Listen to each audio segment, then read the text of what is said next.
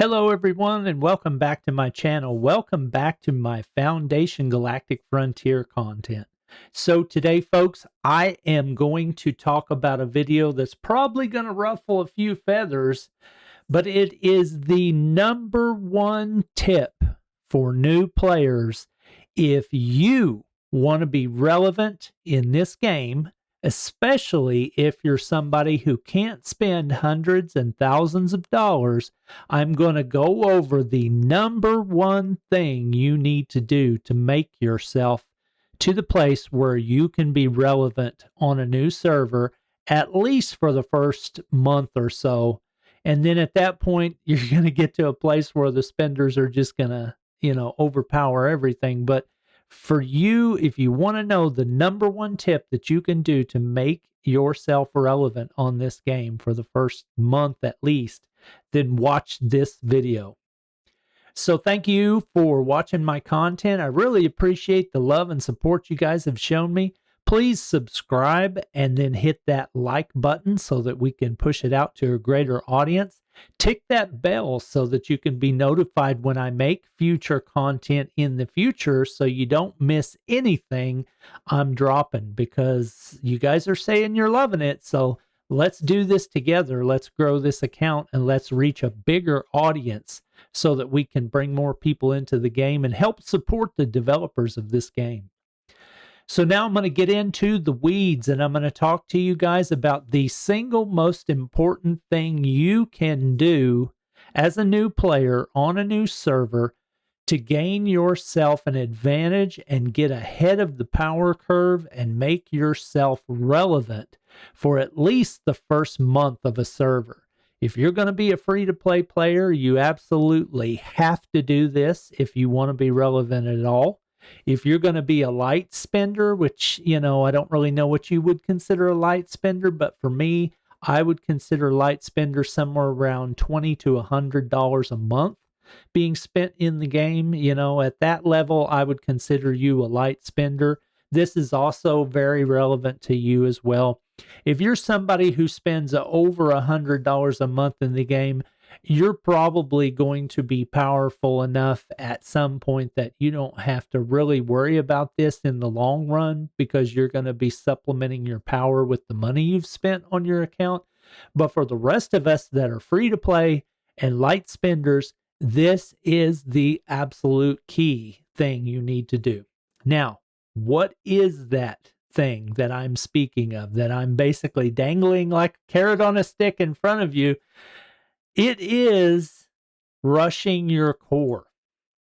So if you've ever played a game like this, any kind of hero collector, city builder, simulation battler type thing, to where you build troops, you fight other people, you manage your resources, you level up your cities, you collect your heroes, you level them up and they gain power, allowing you to be more powerful through your progression, you will know that this is a common meta strategy. It's meta means most effective tactic available, and you will know that this is the meta for all these style of games. It doesn't matter which one it is: Age of Empires Mobile, Call of Dragons, Fate War, Foundation Galactic Frontier, any of these type of games. Game of War, that's another popular one from the past that only you old guys would remember.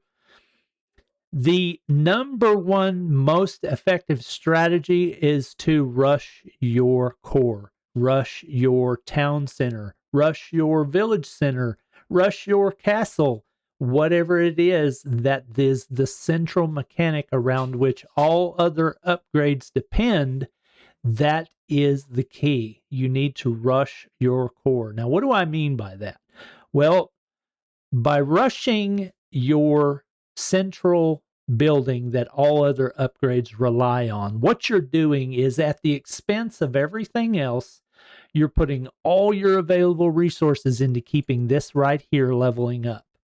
You want to constantly be looking for the requirements, the resources needed, and the steps to follow so that you can keep this building right here marching up the levels. Because in this game, this building controls how high the levels of your fleets can go. this building controls how high the levels of your heroes can go, because with every core level you get another 5 levels that you can put on your heroes. Right now, at core level 24, you can see that I have my heroes maxed out at 120 because that's the highest they can go for core level 24.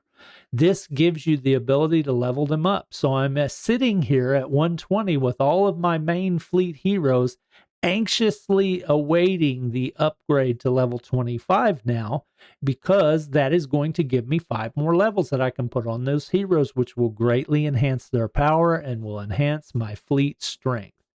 So when you want to think about rushing this building right here, you need to think about the upgrade path. And I'm going to show you some information that I had shown in a previous video today that I made on the ultimate guide on how to farm water and metal in this game.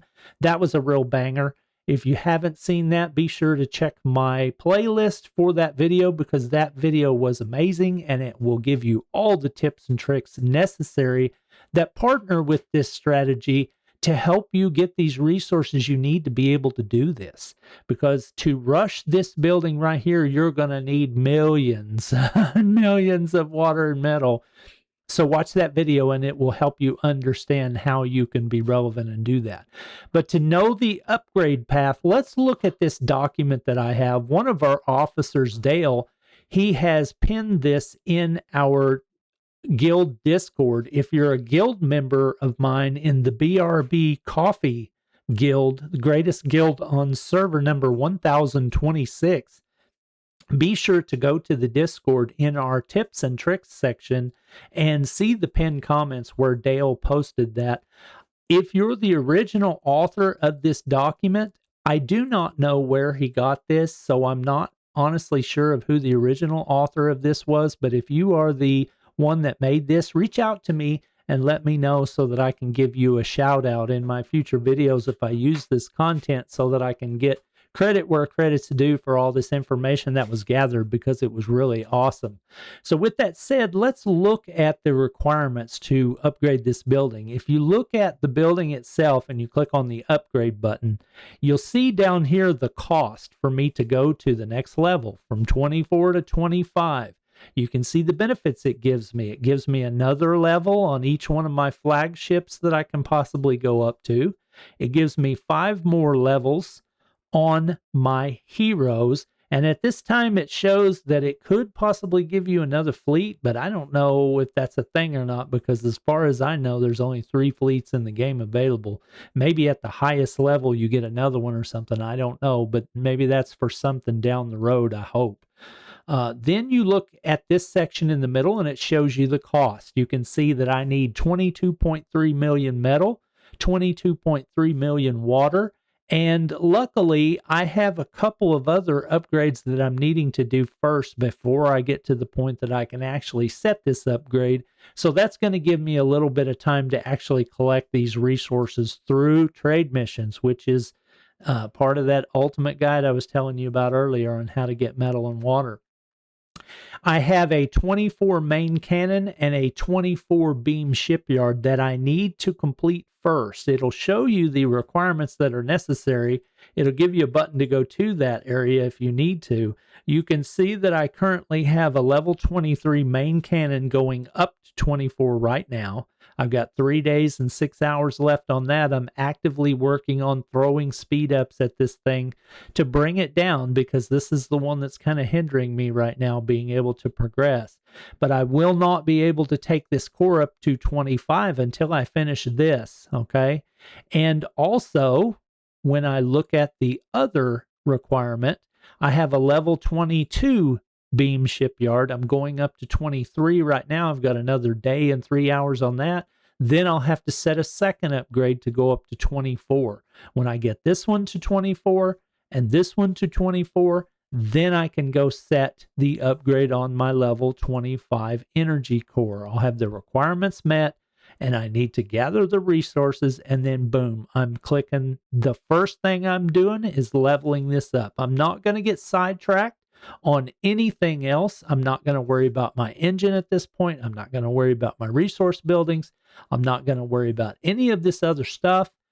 because as you will know, if you've played this kind of games before, rushing your central requirement that causes all other upgrades to be done is the way to be powerful early and be relevant early.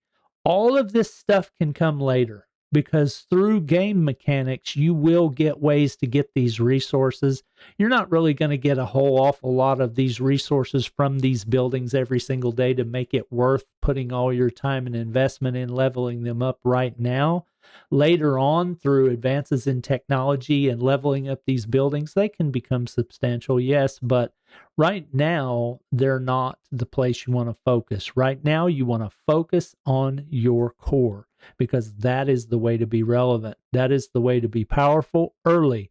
You'll be ahead of the curve. You'll be stronger than everybody else while they're farting around trying to level up their crew cabins and level up their other buildings. You're going to be pounding their face into the dirt with your ships because your heroes and your ships are going to be a lot stronger than theirs. Okay.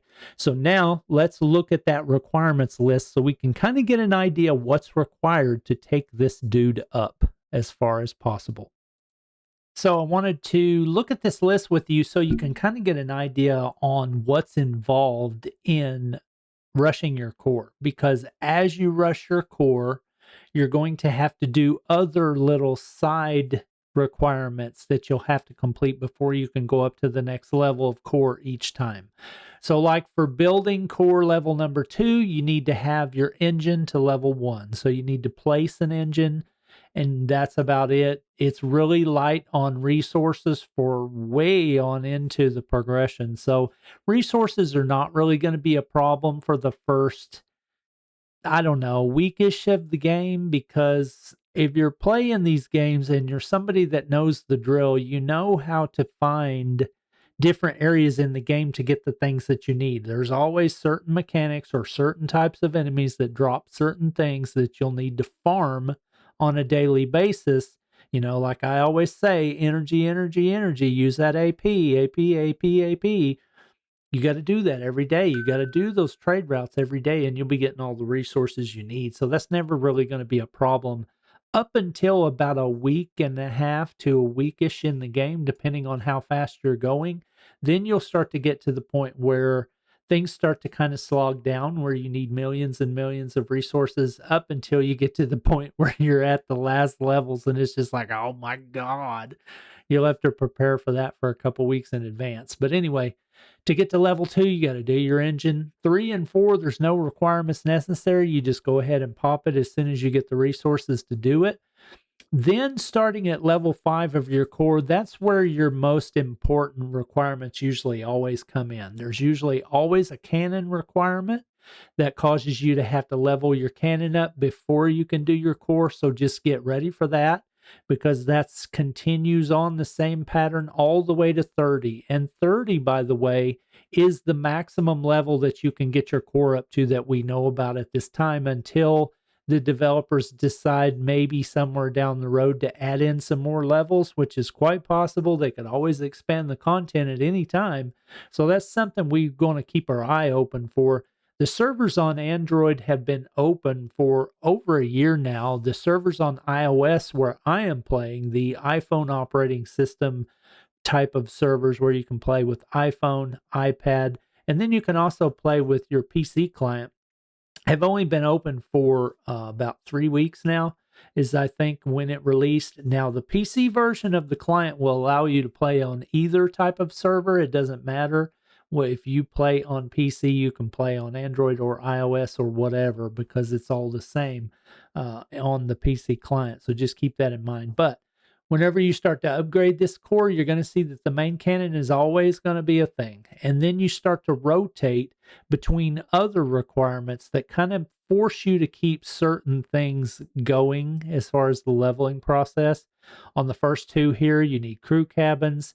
Then you need to worry about your engine. And you can see it's forcing you to kind of catch these buildings back up, because on main cannon 6, now you got to have engine 6. So that means you will have had to have done 2, 3, 4, 5, and 6 to get to this point. But like I said, the lower level of buildings, the cost is not that great to where you can't plan ahead and get this going. Then you've got guild liaison office that comes into play. Then you start to drop your shipyards at around this point in the game progression, and it starts to focus on keeping your shipyards up. Your traders network gets in there. Your hangar starts to show up, and you start to have to think about doing your hangar because you need to get those extra support ships. So it's a really good one to do anyway. This is something you're going to want to focus on trying to get up to because you need to get to those higher tiers of assist ships so you can get those T5 and hopefully T6 craft. Ion shipyards, kinetic beam. It starts making you really focus on your shipyards at this point. Main cannon and shipyards, main cannon and shipyards for a long way down the path. And then, these shipyards may have individual requirements on their own self. This main cannon may have individual requirements on their own self. It's not broken down for every single thing, but it kind of gives you an idea of what the progression is like. So, that's something to keep in mind if you're going to do like I'm saying and focus your core, because focusing your core is definitely the way to stay ahead of the power curve for the first few weeks to the first month of the server's life cycle. Once you get to that point, then the people that are spending a lot of money really start to take over. And at that point, you just have to get with a good guild, use swarming tactics to help you defeat people that are obviously stronger than you. But by doing this, that is the point to where you can then double back and start to catch up some of your other buildings because your ships are strong.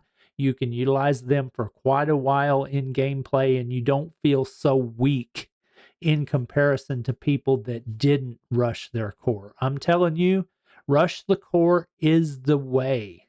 Just like the Mandalorian said, it is the way. If you want to be relevant, you want to be strong in the first few weeks of the server's life cycle, this is the way to do it. This is what your smart players are going to be doing. And if you want to be like them, you need to do the same thing because it is meta, most effective tactic available. So I hope you've enjoyed this video. I hope you've liked the content that we've talked about today. I hope you have understood what I'm talking about when I say rushing, because it's a common technique that a lot of people in these kind of games use. And I want to bring it to your attention if you didn't know about it before, because if you're getting into these style of games, this is a common tactic that you'll need to know about and you'll need to utilize if you want to be relevant. So thank you for watching my content. I truly appreciate you. I appreciate all the support you guys have been giving me. The outpouring of support has been crazy. It's been amazing. So subscribe to my content. Hit that like button so that it pushes it out to a bigger audience, and then tick that notification bell so that you get notified when I make content in the future so you don't miss anything we're doing about Foundation Galactic Frontier. Thanks for your time. Have a good weekend. Peace. Got to get these legendaries. Oh my God.